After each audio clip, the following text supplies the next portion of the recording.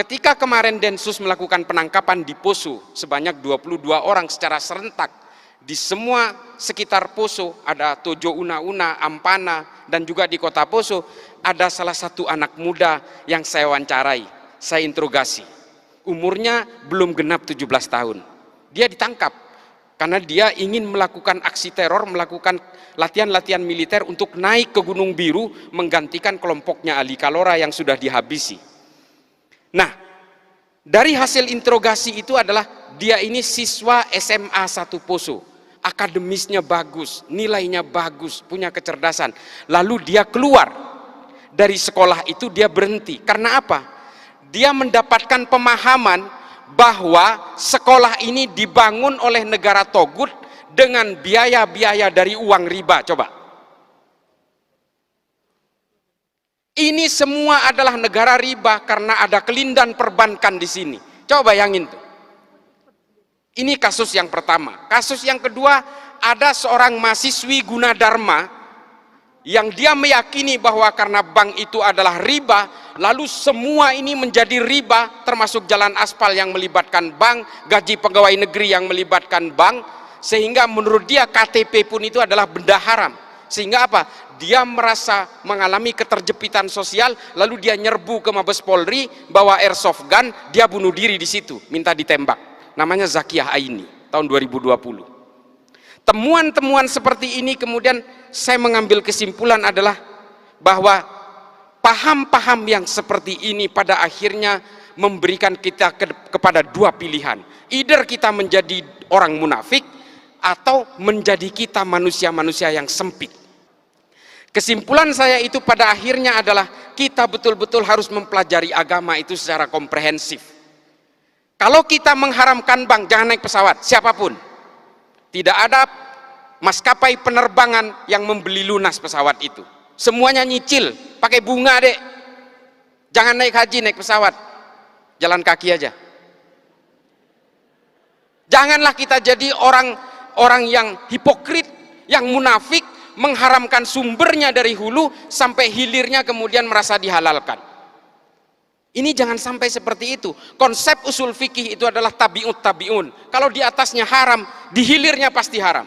Kalau di atasnya halal, di bawahnya belum tentu halal, bisa jadi haram. Legen, tua, cuka.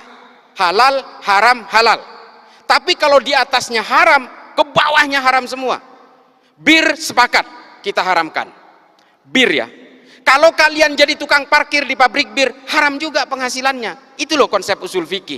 Kalian kalau ingin mengharamkan bank konvensional, apa yang kalian kenakan ini semua melibatkan bank. Kalian akan menjadi munafik semua. Lalu apa antisipasinya? Darul Iftah Majelis Ulama Mesir kemudian menghalalkan bank-bank konvensional ini dengan alasan riba, kita betul-betul mengharamkan itu. Allahu ahallal bai'a wa harrama riba, jelas. Tapi apakah bank konvensional masuk kategori riba? Ini yang diredefinisi ulang. Hukum perbankan itu diharamkan ketika produknya belum ada di abad pertengahan. Ini loh yang perlu redefinisi itu. Yang terakhir, maaf. Yang terakhir adalah pada intinya adalah apapun keyakinan kalian, tafsir kalian, agama kalian, satu kuncinya. Ini yang disebut dengan moderasi beragama. Kalau kalian meyakini bahwa Tuhan itu satu, yang Islam nih, yang Islam. Kalau kalian betul-betul meyakini kul huwallahu ahad, kalian betul-betul menganggap bahwa Islam itu adalah monoteism, termasuk yang beragama lain, maka kita juga harus meyakini bahwa manusia dimanapun dengan agama yang berbeda-beda, dengan Kristen, dengan Hindu dan Buddha, itu pasti diciptakan oleh Tuhan yang sama.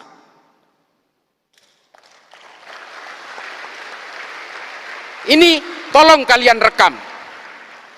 Kalau kalian ini diciptakan oleh Tuhan yang sama, lalu untuk apa kalian itu bertikai dengan keyakinan dan keimanan itu? Itu loh kuncinya. Itu yang disebut moderasi beragama. Moderasi beragama ini bukan sekuler, bukan liberal, bukan. Tetaplah kalian dengan keyakinan-keyakinan agama dan tafsir-tafsirnya itu. Satu saja, jauhi kebencian, jauhi kekerasan, jaga nama baik agama masing-masing, supaya apa? Supaya agama kalian ini tetap menjadi daya tarik.